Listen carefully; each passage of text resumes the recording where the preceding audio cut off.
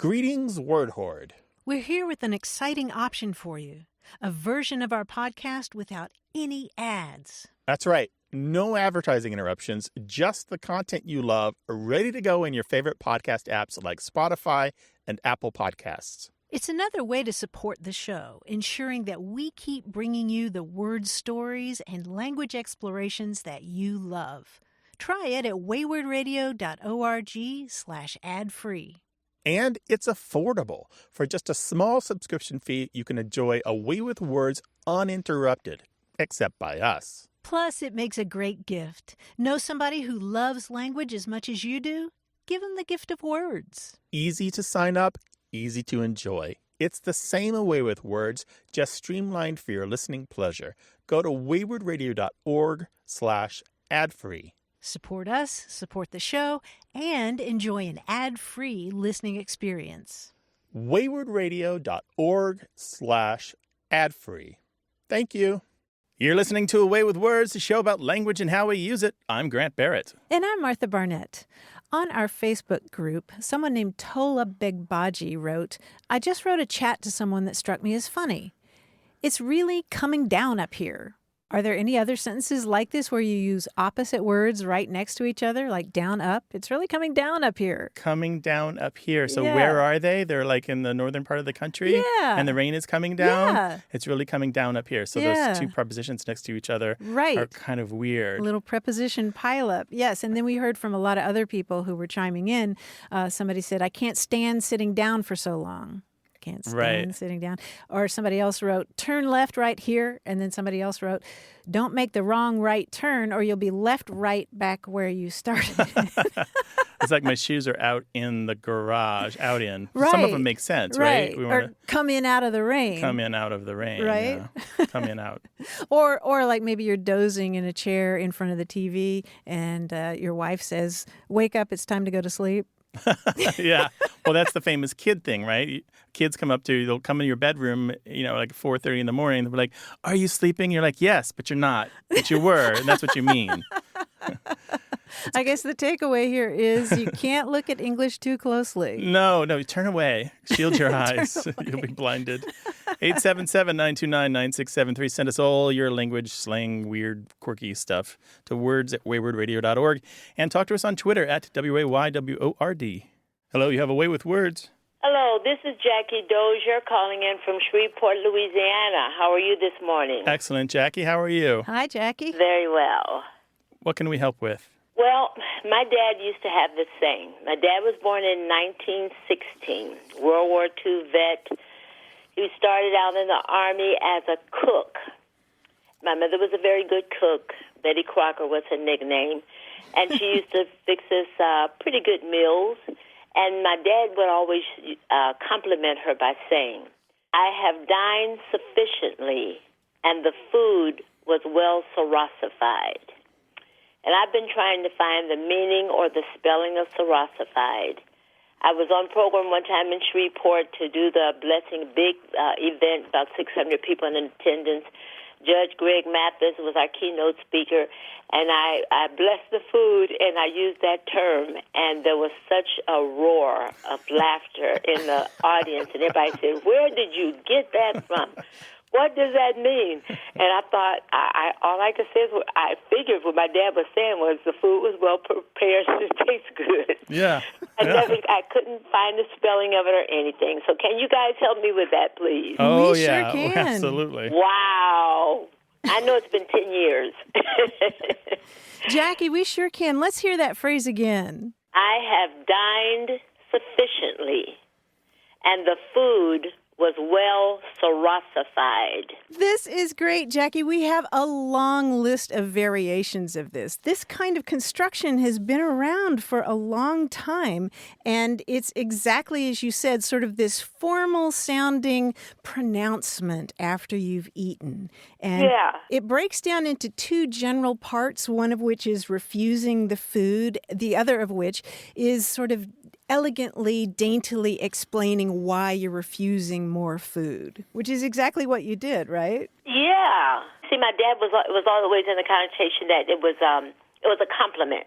It was something good, and so And maybe he had sufficient enough of food, and I don't know. So you guys help me with that. Mm-hmm. And it's sort of fun, too, though, right? I mean, It is. I'm telling you, it was a big laughter. I got text messages, emails. What does that mean? I thought, I got myself in trouble because I can't explain it. Yeah. There's a wonderful article that we can send you to online in American Speech from how long ago was 1980. it? 1980. And Frederick G. Cassidy from the University of Wisconsin collected a whole lot of these. Suffonsified, suffonsified. 20 or more, Yeah, by my count. Yeah, ferancified.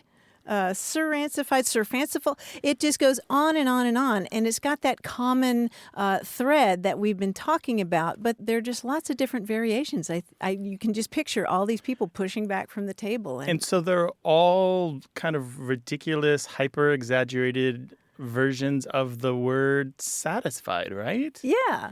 Yeah? Yeah. Okay. Mm-hmm. Makes sense. Yeah, and mixing in sufficient, too. Yeah. Uh-huh. And so some of the versions that he has in this article, my sufficiency is fully serancified anymore would be obnoxious to my fastidious taste. That's a common I love one. that one. An older one, I have had a genteel sufficiency. Any more would be superfluity. Wow.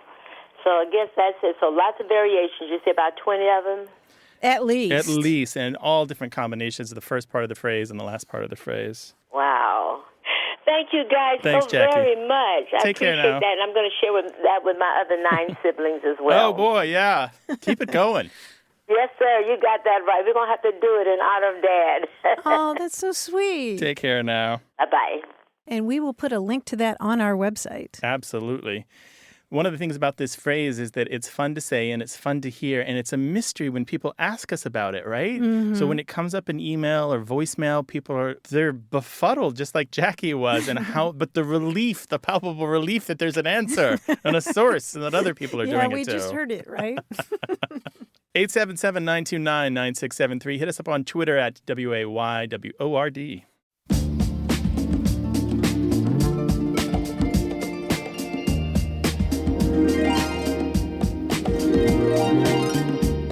Earlier, we were talking about prepositional pileups, like it's really coming down up here. Mm-hmm. In 1957, James Thurber did something similar in a book. He wrote, "The day I got dressed and was about to leave the hospital, I heard a nurse and an intern discussing a patient who had got something in his eye. It's a bad city to get something in your eye in," the nurse said. "Yes," the intern agreed, "but there isn't a better place to get something in your eye out in." I really feel sorry for anybody who's trying to learn English. Those are outstanding. Outstanding? Yes, in a field. 877-929-9673. Hello, you have a way with words. Hi, how are you? My name is Brooke Barnum. I'm calling from Coronado, California. Hello, Brooke. Welcome to the show. Hi. So I was sitting at lunch with my father at the retirement facility where he lives, and there was a gentleman that I had spoken with before, and I knew he was from New York, and I said, "You're from Brooklyn, correct?" And he said, "No, I'm from the Bronx." And did you know that the Bronx is one of a couple places where you have to use the word "the" in front of it? You don't say the Brooklyn or the Manhattan, but you do say the Bronx. And he said, and I believe the Vatican is another place.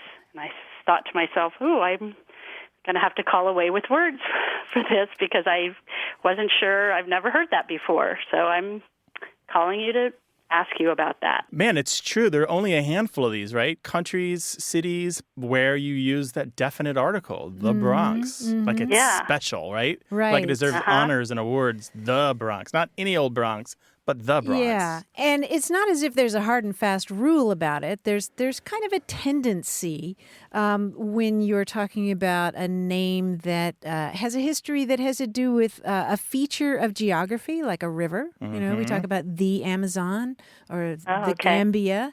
Yeah, like a topographical feature.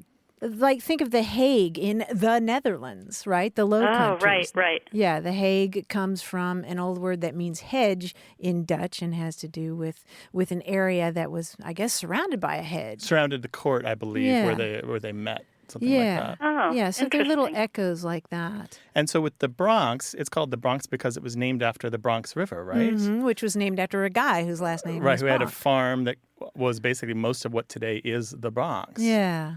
So, Oh, so okay. his name, which was spelled differently, was changed to Bronx, applied to the river, and then when they were looking for a name after they took that land from Westchester, which is just north of New York City, they decided to take the name of the river to apply to the borough, and thus the Bronx. Oh, gotcha. Yeah. Oh, interesting. But each one of these the places has its own story. Yeah. And usually the tendency is to lose those. But, we talk about the United States, right? We talk about the United States. We talk about the United Kingdom. But an interesting one of more recent vintage is Ukraine. We used to talk about the Ukraine, but that term apparently means borderlands. And so that's why it's a sort of a politically sensitive thing to say. So now we don't use the definite article. Right, because it's a country in and of itself. Ukraine. Okay. Islands, a lot of times, the Bahamas, the Philippines. My favorite of all of these, and it's kind of going off track a little bit here, but is the La Brea Tar Pits, which is just so full of redundancies, it's ridiculous. Yeah. The La Brea Tar Pits. Oh, Yeah. funny. Okay. Well, Yeah. good. Well, thank you. Well, I great love talking. listening to your Brooke, show. that's our pleasure. Thank you Thank for you, calling Brooke. us so much. Okay. Have a great day. Take care. All Thanks. right. Bye-bye. Bye-bye. Bye-bye. Well, this is a show about words and language and anything to do with speaking and writing. Give us a call, 877-929-9673.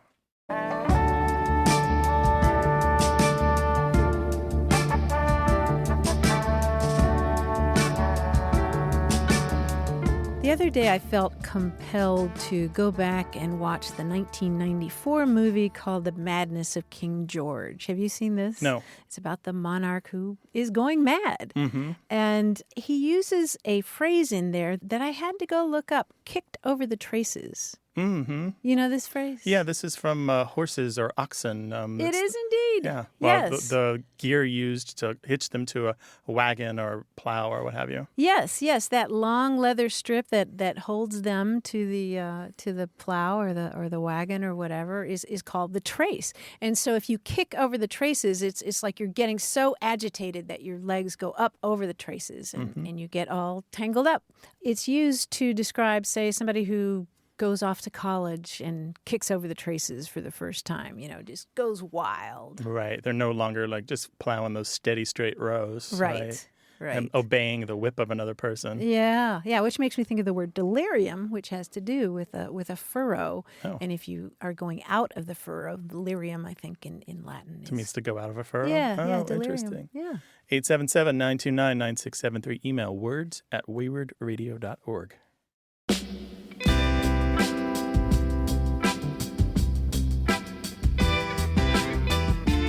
Have you ever seen those videos where they show surfers like riding a cool wave and the dolphins are in there too? Yes, Do you know there's riding a- it with them. There's a phrase for that in surf language. There Yeah. is? It's when anybody does it, not just the dolphins. The dolphins are rating the lineup. So if there's a bunch of people lined up trying to catch the great wave and you come up kind of out of turn at the last minute and like take a great wave before somebody who's been waiting can get it, you are rating the lineup. Raiding, R-A-I-D? Yeah, like Okay. like raiding like people attacking something. Okay. Yeah, I think the one time I tried surfing, I accidentally raided the lineup. Yeah, you learn where you are, who's next, It's a challenge. how to get out of the way, Trust that me. sort of stuff. Yeah. It's really hard. This is a show about language examined through family, history, and culture. Stick around for more of A Way with Words. Got a minute? We need your help. Head over to gum.fm/words and share your thoughts in our quick survey. Your feedback matters. It's the backbone of our show's success. Thanks for making our show even more successful. That's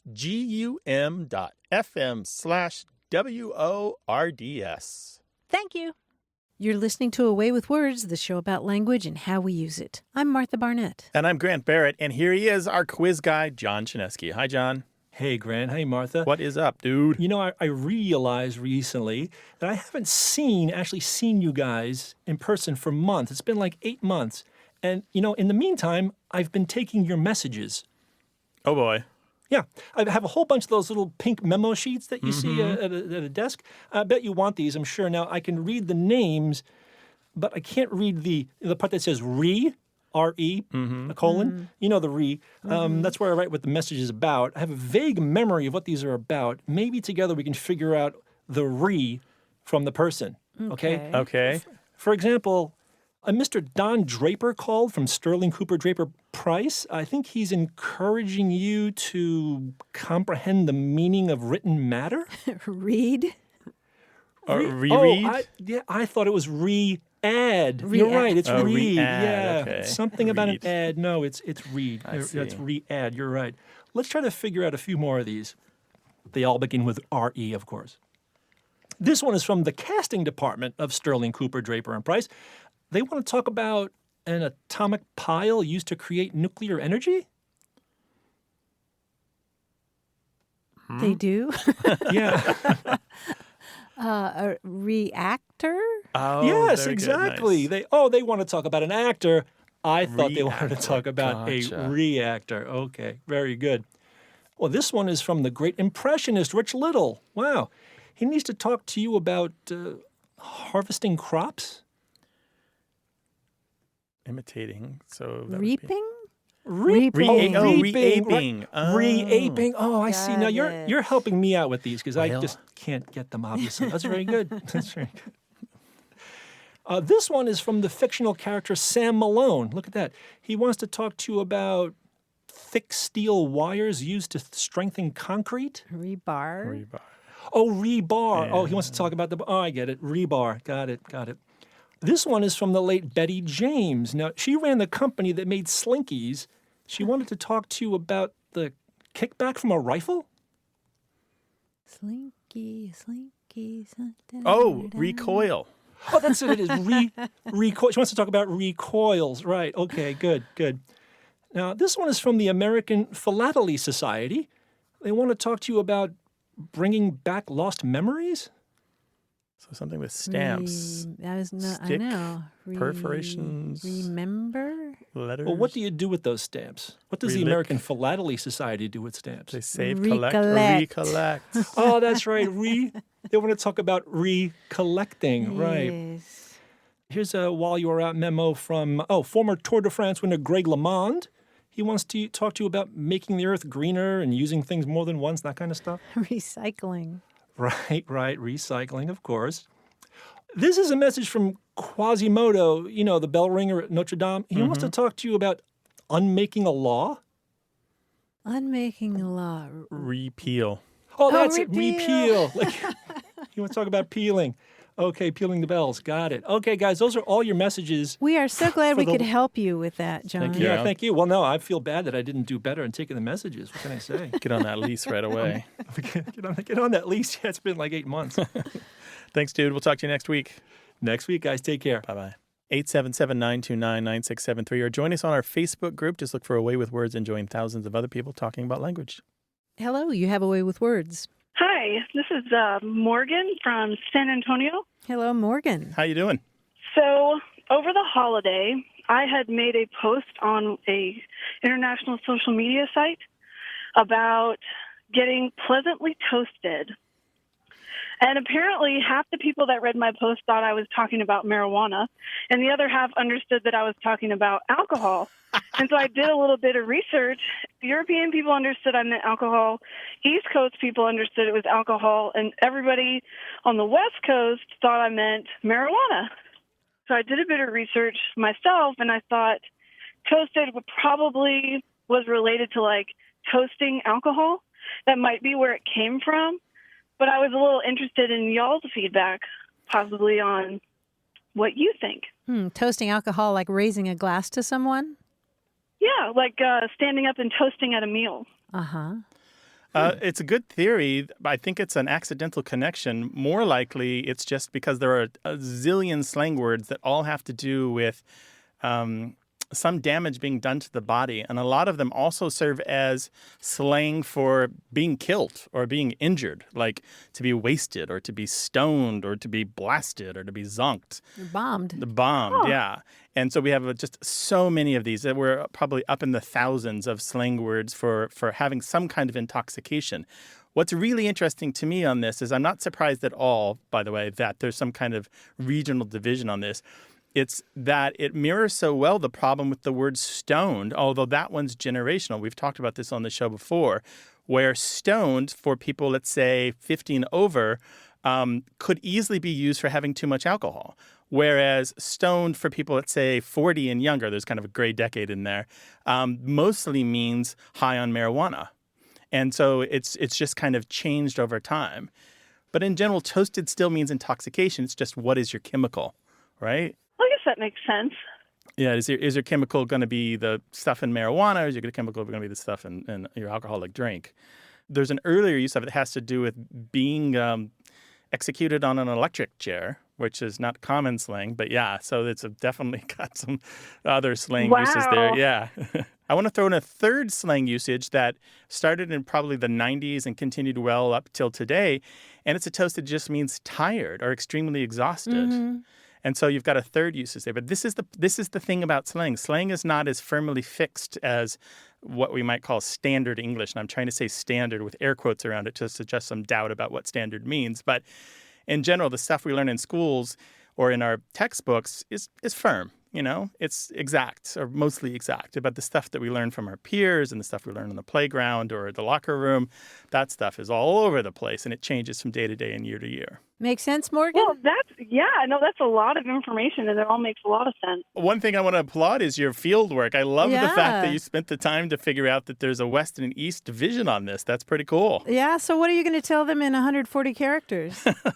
Well, it's not Twitter, but okay. But no, I think I'll probably go back and make another post about it and see what people say. It's a really involved community where you can communicate. So I would be interested to go back and give them y'all's feedback and possibly podcast to the show and see what they say. There you go. Yeah, put a link to our show I would propose that you do kind of a survey and figure out where they're from and which definition they use and see if you can prove on a map that there is a geographical division on the meanings of this word. That would be cool. I'd also like to know their ages. Yeah, ages too. Why not? We can totally do that. Yes, it sounds like we're going to have a follow-up. Let us know, all right? Sure. Y'all have a wonderful day. You too. Take care now. Thanks, Morgan. Bye. Bye-bye. Bye-bye.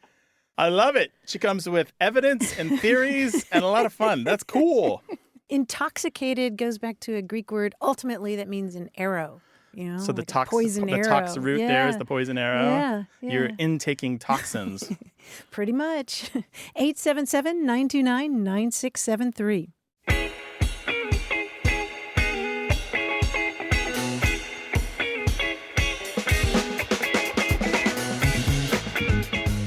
A lawyer that you and I know, we were in a meeting together. Remember this? Taught us something neither one of us knew, and I think we both wrote it down. I'm going to share it here.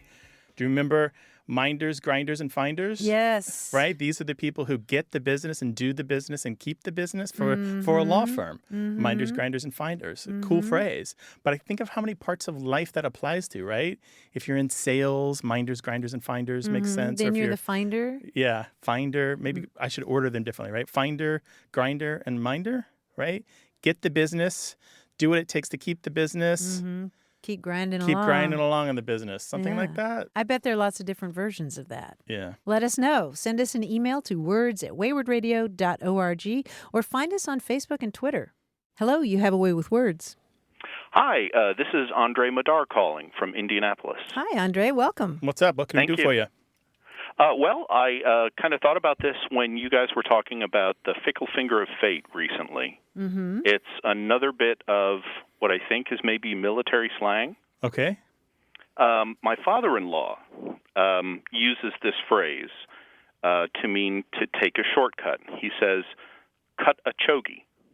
And I'm not really sure about the spelling, but he uses it to mean, cut through that parking lot over there. Take a shortcut. Cut a chogi. And why do you think it's military? Well, he was stationed in Southern California during the Korean conflict, and that's where he says he picked it up. Did he go to Korea? No, he was in ground operations at a couple of air bases. So you said chogi? Chogi. Cut a I have no chogi. idea what the spelling is. To me, it sounded like it might be Mexican slang because, well, he's right down near the Mexican border there. But I didn't know how to spell it and couldn't really find much online. Well, your tip is the Korean War, the time that it happened, because it turns out that it comes from the Korean language. And the military serving in Korea picked it up there and used it in a wide variety of contexts, some meaning to hurry or to assist in a speedy way, to leave quickly, things like that. And it probably comes from a Korean phrase meaning to go there. I see in one of my war talk dictionaries, my military slang dictionaries, that it's listed as pronounced as shogi rather than chogi, but I could see how those pronunciations, one would blend into the other, and it's usually spelled chogi. But obviously, since it's a slang term, there's a lot of variation there: choag, gy, gie, things like that. Right. Wow. When I talked to him more recently, he added the definition. Let's get the hell out of here. Yeah, to go quickly, right? Yeah. Let's get out of here. Huh. But one of the earliest forms of it, it just referred to a local Korean who was assisting the U.S. military in whatever they were trying to do. Oh. And one theory has it's not just necessarily from that phrase meaning to go there or to go. It may actually just be when you listen to the Korean language, you think you hear the words shogi or chogi a lot. There's a wide variety of ways that might come up because the equivalent of the word there sounds like that. This is according to what I'm reading. I don't actually speak Korean, so I'm taking other people's word for it. Got it. So Well, when you hear it, it sounds like a lot of yogi I was curious about chogi. the Mexican issue, and I was way off. I can't think of anything that would be related to Spanish there. Yeah. Interesting. Yeah. I've never heard of this. That's really cool. There was a small amount of language that came back from the Korean War. But much of it didn't last. A little bit of it, including this phrase, did last through the Vietnam War. A lot of the same people served in both conflicts. But after the Vietnam War, it now is basically a relic of history that appears in war fiction. And occasionally, people remember it from their days in the military, like your father-in-law, and keep using it. Yeah. Did it ever spread beyond the military? I had never heard it Not before really, I met him. no. You'll find occasionally people will say it, but they always understand. Almost always, I've seen they're like, yeah, I learned it from my father who was in the military, or I learned it from my brother who was in the military. There's almost always an obvious connection there. Right. Andre, thank you so much for calling. That's really cool. Thank you. Thank you. That clears it up. Yeah, Thank sure. you. All right. Thank you. Take care All now. right. Bye. Bye-bye. We live in a military town. San Diego is one of the biggest military areas in the United States, and we always welcome calls from the military if you want to talk about your language, maybe the things you learned from your father or your grandfather that are different than what you say now that you serve in the military. That stuff always amazes me. So give us a call, 877-929-9673, or send it an email to words@waywardradio.org.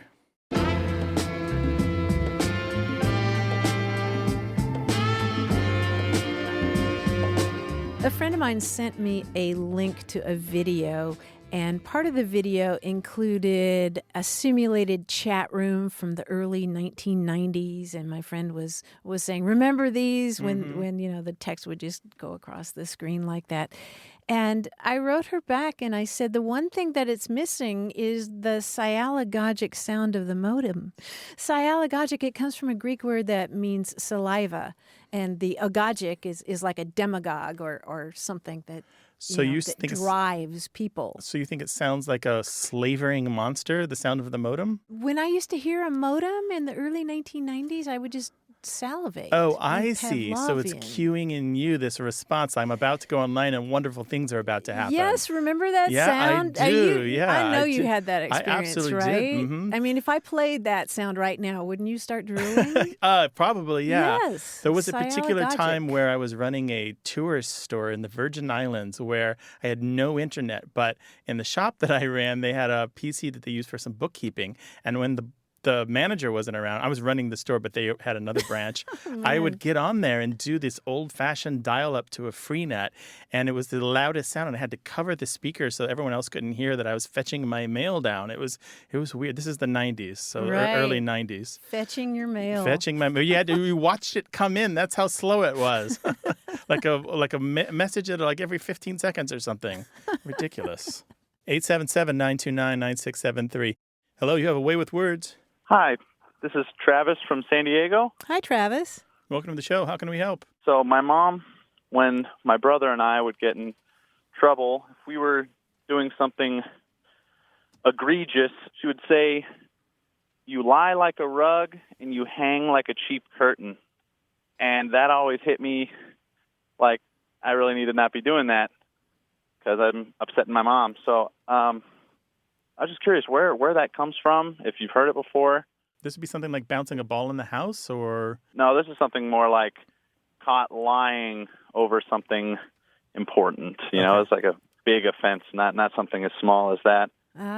Caught lying like a rug. Exactly, yeah. Uh-huh. Origins, we can help you a little bit on this. It's interesting. This is a slang term that's made of a bit of a transition here.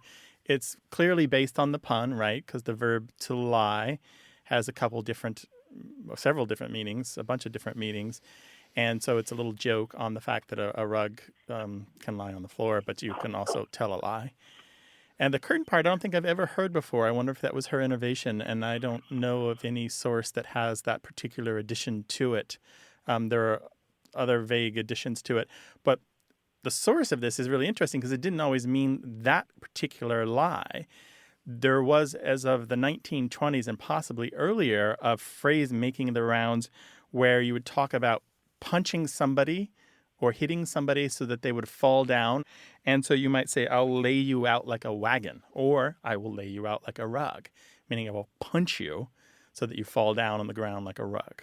What it looks like here is that particular pun made the rounds, and then the verb to lie kind of inserted itself in there, and it became about the speech act rather than the physical act. Yeah, the lie like a rug part, I figured, meant about lying like a rug.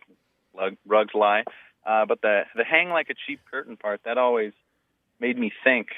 Always curious about, what exactly that means, like hanging for your crime, or, what could that mean? Yeah, I don't know. Good question. It's possible it's her own innovation, or that she picked it up from a source that I've never heard of. I can't even venture a guess here. I'm not entirely sure what she meant, but that always stuck with me. And whenever she said it, it really made me feel bad about what I did wrong. And you changed your helped me ways, correct right? my ways. Yeah, of Yes. course. Absolutely. Well, Travis, if anybody else had a parent who said that to them, we're going to hear about it. So stay tuned when you're going to the park and places, okay? Because we might have more for you. Yes, ma'am, I will. Okay. Thanks so much. Thanks for calling. Thank you very much. All right. Bye-bye. All right. Bye-bye. So the original origin of that actually had to do with knocking someone unconscious. You would lay them out, meaning punch them so that they would fall down on the ground, and they would be lying there. And so that lie, lying there, combines with the other lie, and there's a transference of meaning, and the joke kind of continues, but it has a new usage in American slang.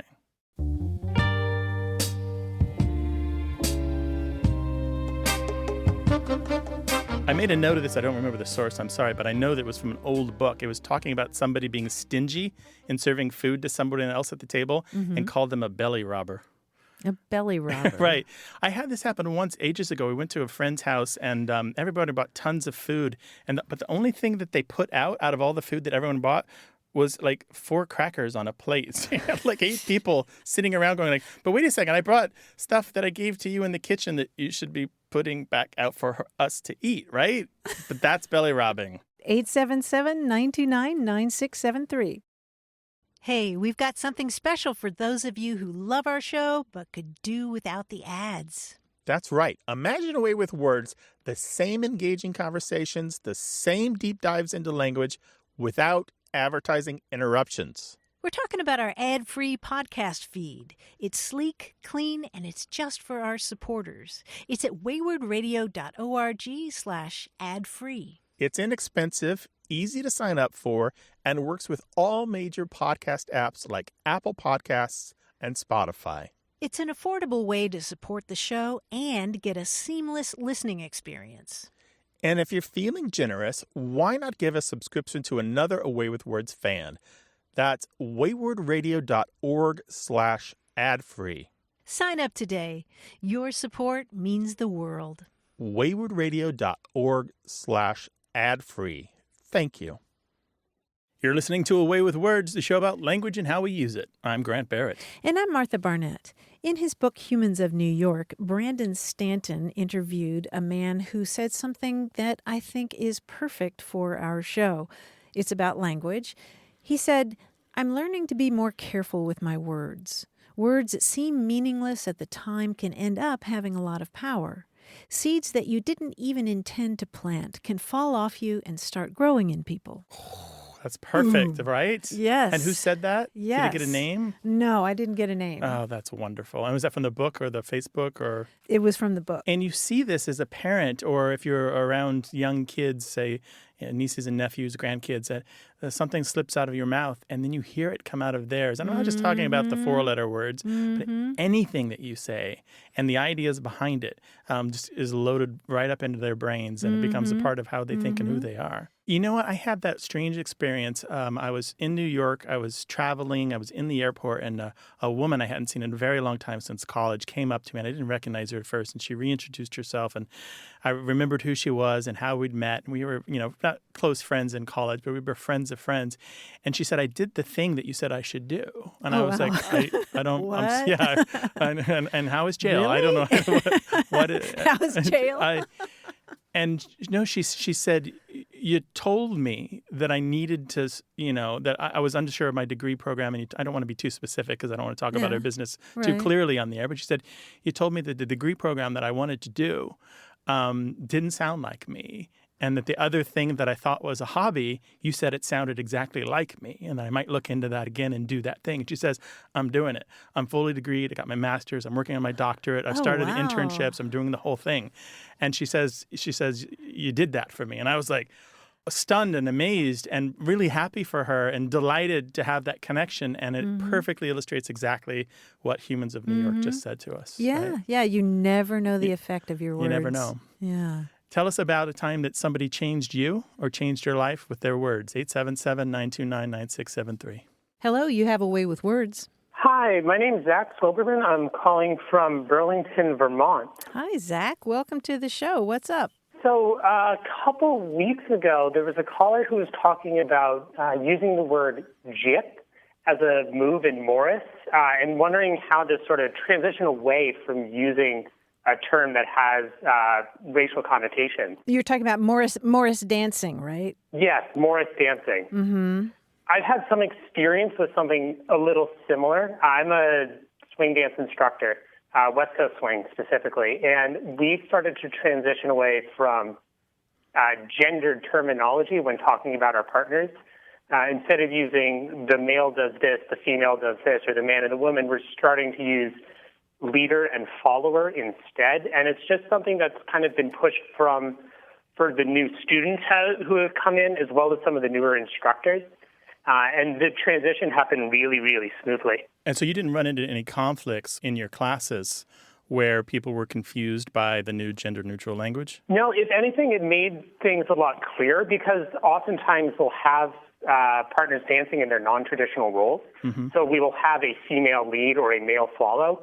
And so just specifying leads and follows makes it a lot easier for everyone to follow, for lack of a better term. Interesting. And what were you saying before? What were the calls? Usually it was man and woman. So the man's going to do this, or the woman can place her hand on his chest. Now it's just, the follower can place their hand on the leader's chest for this styling or something like that. Mm-hmm. Okay, so this is just instruction. It's not, I don't know how that kind of dancing works. You're not calling it out like in square dancing. It's not like an ordered set of moves. It's about you create the patterns on the fly, and it's so with the instruction of these patterns. Mm-hmm. Okay. So there in Burlington, you didn't get any resistance? None whatsoever. The community's been extremely supportive. I also danced down in Boston, and it's been a similar sort of thing. Just because the community is a lot bigger, though, it's been a little bit slower to get going. But we're starting to get support with like the national governing body of swing, and they're starting to allow for non-traditional competitions as well. And so what are people saying about this? I think it's overall really, really favorable. There have been a couple of times where people aren't entirely on board with it because there's such an attitude of support and discussion in the community that we're all comfortable going to that person or just talking to someone saying, hey, when you say this, it makes me feel uncomfortable because, well, I am a male follower, and so dragging me away from my partner because two guys shouldn't be dancing together, that's not really something we're okay with in the community. So now that the community support developed, it's become the norm. So you're saying at the national level, though, they still do gendered dancing mostly? So primarily, yes. Just within the past year or so, they've switched the actual regulations that say how the competitions are supposed to go. They switched them from you must have a male lead, female follow to you can dance whatever role you want. And there's a whole bunch of politics with that, but they're just starting to switch. But West Coast Swing is a smaller community than Ballroom, and Ballroom is taking a lot longer to catch up, if it ever will. Do you know the term ambidextrous? Yes, I identify as ambidextrous. That means that you both lead and follow as the occasion requires, right? Yep. Interesting. And you wear one high heel and one flat shoe? No. How does that work? Usually it's one or the other at a time, but I can say I can rock a good pair of heels. Nice. And so do you think that changing the language changes people's attitudes? I think it does. At the very least, it's created an atmosphere of open discussion, where by making sure that we're using this inclusive language, it allows people to speak up about points of confusion, and it opens the dance to people who otherwise wouldn't feel comfortable being a part of it. When I started, one of my really close friends was transgender, and I told them why don't you come to Ballroom? And they said, well, I don't think there would be a place for me.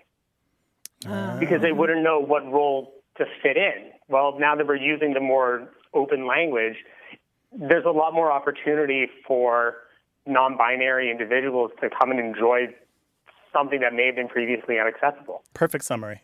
Yeah. That's great, Zach. I got to say that it sounds like you guys are moving the conversation along in the right direction. Thank you. Yeah, it's been a long road, but it's definitely been worth it.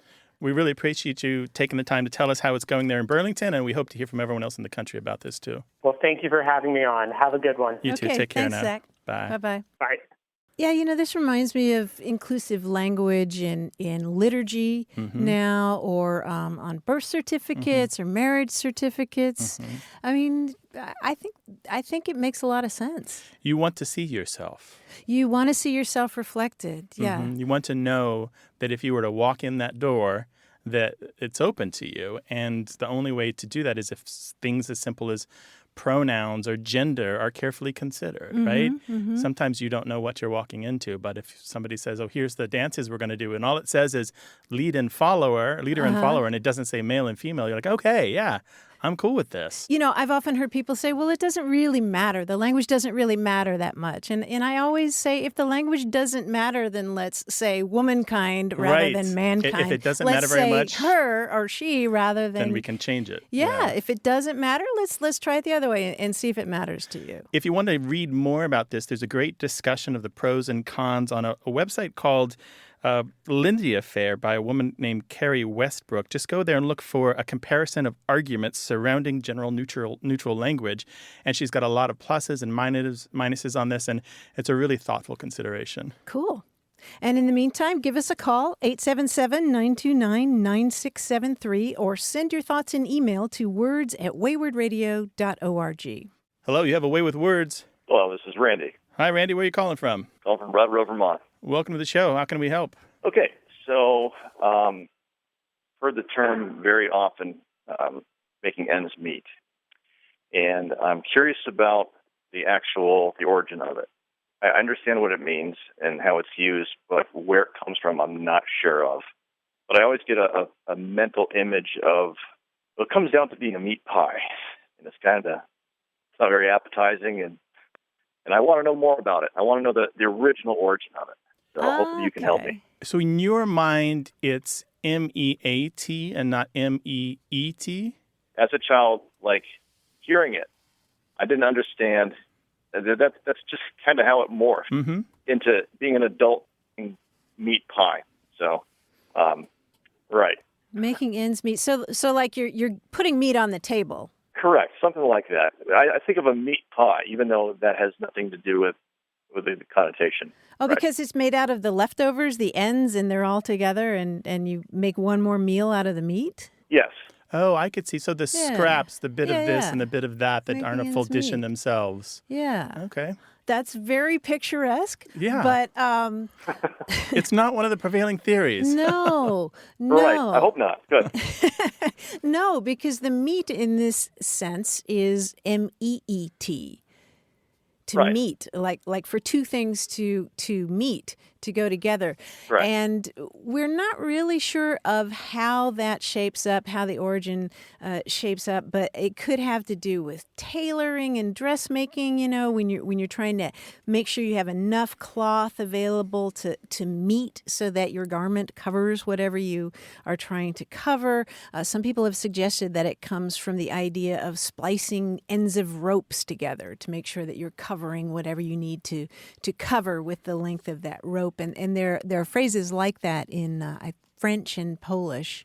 It just has to do with things coming together. And another theory actually is that it has to do with a ledger and the income and the outgo, and you want the bottom of that ledger to meet. You want to meet your expenses, in other words. Although the All right. phrase, So like an accounting. but the phrase, Yeah. Okay. Exactly. The phrase is older than double entry accounting, though, so that kind Okay. of doesn't really work. There's another thing about that. I want to talk about the rope one a second, which is a lot of people's favorite because people love, for some reason, the nautically originated words. But it's the idea also of scraps of rope, which you just, broken rope or old rope that you then splice together so you have one long, useful rope. So that kind of matches a little bit with what your vision in your mind of the meat pie made out of scraps. Right. I believe, I have a strong feeling that what we're talking about here is the money lasting through the end of the calendar period. Like That would make I have sense. enough money to pay my rent at the end of the month means the end of my money matches the end of the month, or the end of whatever amount of money matches the end of whatever calendar period. But all of these are supposition, and we don't have strong enough evidence for any of them because making ends meet just kind of pops up, doesn't it? Yeah. 1650s, yeah. or something like that. Mm-hmm. So, Randy, we hope we've helped. Yes, you have. I just want to reiterate the fact that I don't think making ends meet is about a meat pie, but I just wanted a little bit more clarity, as Yeah, far sure. as, We got you. as far We as understand. the origins of it. Absolutely. We understand. Thanks for your call. Really appreciate it. Great. I love your show. Thanks. Thank you. Thanks, Take care Randy. now. Bye-bye. Take care. We take your questions about language, and it doesn't have to be word origins. Tell us about a dispute you had at work when you're putting together a PowerPoint deck, or a passage that you read in a book that just really struck you as beautiful. Give us a call, 877-929-9673, or email us words@waywardradio.org.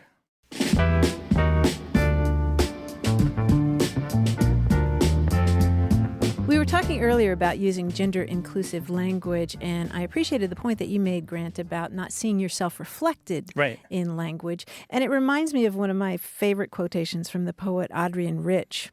It goes, "When those who have the power to name and to socially construct reality choose not to see you or hear you, whether you are dark-skinned, old, disabled, female, or speak with a different accent or dialect than theirs, when someone with the authority of a teacher, say, describes the world and you are not in it, there is a moment of psychic disequilibrium, as if you looked into a mirror and saw nothing." Perfect. Exactly what we try to do on the show, right? Yeah, exactly what you said. 877-929-9673. Hi, you have a way with words. Hi, it's James calling from Dallas, Texas. Hey, James. How you doing? Hi, James. What's up? You folks were talking about the way people sign off at the end of a phone call. They'll say things like, bye, that sort of thing. And it reminded me of, I actually grew up in New Mexico, even though I've been in Dallas now for a number of years. But I grew up in New Mexico and lived for a while in Albuquerque, and it reminded me of something I've only heard it in Albuquerque, but the way people sign off there is they'll say, bueno bye. Bueno bye, right? Bueno bye? So it's bueno bye with the B barely pronounced, right? Pronounced like a W? Yep, exactly. Bueno bye. And it's all one word, bueno bye. Bueno bye. So it's a nice Spanglish mix of two languages. Yeah, exactly. anyway, I just wanted to share that with you folks, and just because I love listening to your show, and I know that yeah, sure. It's always fun to share those little facts. And you don't hear that in Dallas, right? Despite all the Spanish speakers there, nobody says "bueno bye" when they're hanging up the phone in Dallas, right? Yeah, I've never heard it outside of, and even in other places in New Mexico. I've only heard it in Albuquerque. In fact, I even saw it on a vanity plate one time. Somebody put "bueno bye" on there. That's good. On there. I did see one anecdotal report of somebody using it, and they were from West Texas, but West Texas is practically New Mexico, so. So that kind of counts. But this is called Burqueño slang, right? People from Albuquerque speak Burqueño. And there's a bunch of stuff. We've talked about umbers on the show. Do you know that one? It's kind of like when somebody's in trouble in school, you're like, umbers. Is that how you said it? Umbers, yeah. That, and they use the word all a lot. Oh, you're all tall, or you're all short, or you're all mad. Oh, interesting. There were a couple really fun videos called Stuff Burqueño Say, only replace the word stuff with a familiar four-letter word that begins with S. Yep. Stuff the Burqueños, and they're super fun. And everybody I know from Albuquerque says that they're pretty spot on. They're done by some improv actors, I believe. Oh, cool. Yeah, they're pretty good. Oh, yeah. I've seen that video. It's absolutely accurate. You do hear it's filled with Burqueño slang. Oh, good to know. The other thing I wanted to share is elsewhere in New Mexico, and I didn't hear it until I moved to Las Cruces, which is close to El Paso, Texas. But they'll say, like, say you and I are driving out running errands, and I get thirsty, so I pull into the 7-Eleven and I want to go in and grab a drink, and so I'll turn to you and say, "Hey, are you going to get down?" Meaning, should I leave the car running and you're going to stay here, or are you going to get out? But they'll say get down instead of get out. Uh-huh. Yeah, and that's probably a calc from the Spanish, right? Bajar. Bajar, get out to basically get down out of a vehicle. Mm-hmm. And I believe you find the similar usage in the formerly French-speaking parts of Louisiana. Yes, you do. Where they also do something like kidding. but they get it from the French rather than from the Spanish. Mm-hmm. And then the other one is put gas. Instead of get gas, I'm going to go put gas. Really? And they don't put gas in something, they just put gas. Yeah. Hey, I'm going to go put gas. That's great. Oh, this That's is outstanding. super fun. James, thank you for sharing the Burqueño stuff, or the New Mexican stuff. We really appreciate it. Oh, sure thing. I really enjoy your show. Thank you very much. Take call care us now. again sometime. All right, we'll do. Bye-bye. Bye-bye. What a rich and diverse language we speak. Yes. It's abundant Yes. with novelty and things of interest. I love it. And we don't all speak one language, but we do. How does that work? Bueno, bye. That's what this show is about. 877-929-9673. Send your questions and email to words@waywardradio.org, or join us on our Facebook group. Just look for A Way with Words. Want more A Way with Words? Listen to years of past episodes at waywardradio.org, or find the show in any podcast app or on iTunes. Our toll-free line is always open, so leave us a message at 877-929-9673, and we'll take a listen. We love to get your messages at words@waywardradio.org, or hit us up on Twitter at WAYWORD, and look for us on Facebook. This program would not be possible without you.